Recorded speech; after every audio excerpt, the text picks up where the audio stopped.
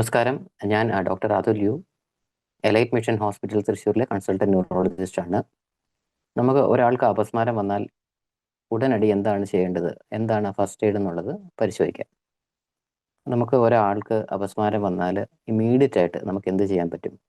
ഒന്നാമത്തത്, നമ്മൾ ആരാണോ ഹെൽപ്പ് ചെയ്യാൻ ഉദ്ദേശിക്കുന്നത് അവരുടെ ആ ഒരു മനസാന്നിധ്യമാണ്.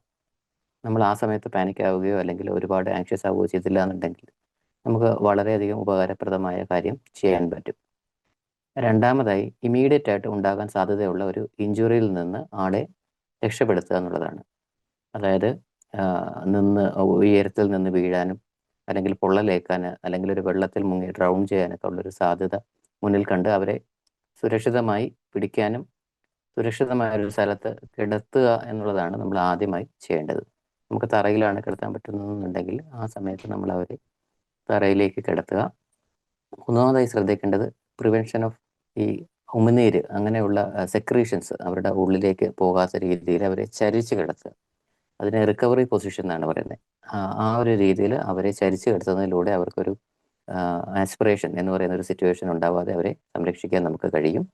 നാലാമതായി, ബഹുഭൂരിപക്ഷം അപസ്മാരവും 1 അല്ലെങ്കിൽ 2 മിനിറ്റ് നേരത്തിനുള്ളിൽ സാധാരണയായി നിൽക്കാറുണ്ട്. അപ്പോൾ ആ സമയം വരെ അവരെ ചരിച്ച് കിടത്തുകയും അവർ നാവ് കടിച്ച് മുറിക്കാതിരിക്കാനായിട്ട് നമ്മൾ അപ്പോൾ ഇമ്മീഡിയറ്റ് ആയിട്ട് അവൈലബിൾ ആയിട്ടുള്ള ചെറിയ ടവലോ തോർത്തോ അങ്ങനെ എന്തെങ്കിലും ഒരു ഉപയോഗിച്ച് അത് തടയുന്നതിന് വേണ്ടിയിട്ട് നമ്മൾ ശ്രദ്ധിക്കണം. നമുക്ക് അപകടം ഉണ്ടാകാത്ത രീതിയിൽ വേണം നമ്മളത് ഉപയോഗിക്കാനായിട്ട്. അതിനുശേഷം ഒരു 2 മിനിറ്റിന് ശേഷം നമ്മുടെ അപസ്മാരം കഴിഞ്ഞു കഴിഞ്ഞാലും രോഗി ഒരു അബോധാവസ്ഥയിലായിരിക്കും. നമ്മൾ ആ സമയത്ത് അവർക്ക് വെള്ളം കൊടുക്കാനോ അല്ലെങ്കിൽ അവർക്ക് എഴുന്നേൽപ്പിച്ച് നിർത്താൻ ശ്രമിക്കുകയോ ഒന്നും ചെയ്യരുത്. ഒരു 3 അല്ലെങ്കിൽ 5 മിനിറ്റ് വെയിറ്റ് ചെയ്തതിന് ശേഷം ഒരു ആംബുലൻസ് അല്ലെങ്കിൽ ഒരു അവൈലബിൾ ആയിട്ടുള്ള വാഹനത്തിൽ അവരെ അടുത്ത ആശുപത്രിയിൽ എത്തിക്കുക. ഇനി നമുക്കൊരു 3D വെർച്വൽ വീഡിയോയുടെ സഹായത്തോടു കൂടി ഇതെങ്ങനെയാണ് എന്ന് മനസ്സിലാക്കാൻ ശ്രമിക്കാം. എപിലെപ്സി എന്നത് ആവർത്തിച്ചുണ്ടാകുന്ന ചുഴലികളാൽ പ്രകടമാകുന്ന ഒരു ന്യൂറോളജിക്കൽ രോഗാവസ്ഥയാണ്. ആർക്കെങ്കിലും ഒരു ചുഴലി ഉണ്ടാകുന്നത് കാണുന്നത് ഭയമുളവാക്കാം, എന്നാൽ ശരിയായ നടപടികളെക്കുറിച്ച് അറിയുന്നത് അവരുടെ സുരക്ഷയിൽ ഒരു വ്യക്തമായ മാറ്റം ഉണ്ടാക്കാം. ഈ സാഹചര്യത്തെ ഫലപ്രദമായി എങ്ങനെ കൈകാര്യം ചെയ്യണം എന്ന് ഈ വീഡിയോ നിങ്ങൾക്ക് പറഞ്ഞുതരും. ഒരു അപസ്മാരബാധ എന്നാൽ ഒരു രോഗിക്ക് പെട്ടെന്നും അനിയന്ത്രിതമായി ആവർത്തിച്ചും ഉണ്ടാകുന്ന കുലുങ്ങുന്ന ചലനങ്ങളുടെ ഒരു അവസ്ഥയാണ്. ഇത് സംഭവിക്കുന്നത് തലച്ചോറിലെ വിദ്യുൽപാകപ്പിഴകൾ മൂലമാണ്. ആ വ്യക്തിയെ പരിക്കിൽ നിന്നും സംരക്ഷിക്കാനാണ് നിങ്ങൾ മുൻഗണന കൊടുക്കേണ്ടത്. ആ വ്യക്തി നിൽക്കുകയോ ഇരിക്കുകയോ ആണെങ്കിൽ സാവകാശം അവരെ തറയിൽ കിടത്തുക.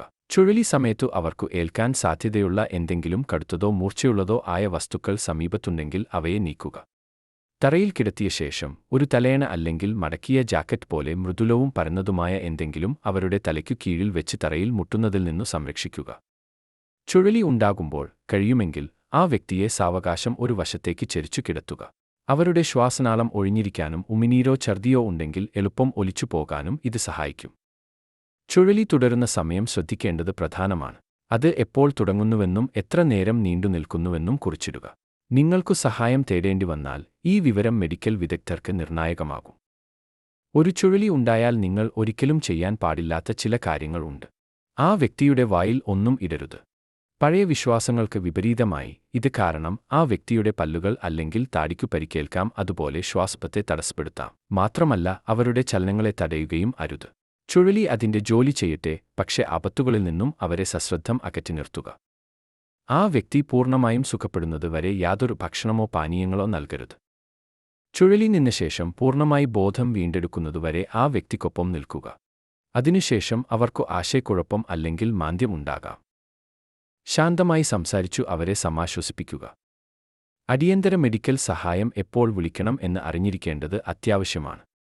ചുഴലി 5 മിനിറ്റിലേറെ നീണ്ടുനിന്നാൽ, ഇടയിൽ ഉണർച്ച ഇല്ലാതെ ആവർത്തിച്ചു ചുഴലികൾ ഉണ്ടായാൽ, ചുഴലി വന്നു പരിക്കേറ്റാൽ, പിന്നീട് ശ്വസിക്കാൻ ബുദ്ധിമുട്ട് തോന്നിയാൽ, അല്ലെങ്കിൽ ഇത് അവരുടെ അറിവായ ആദ്യത്തെ ചുഴലി ആണെങ്കിൽ ഉടനടി സഹായം തേടുക.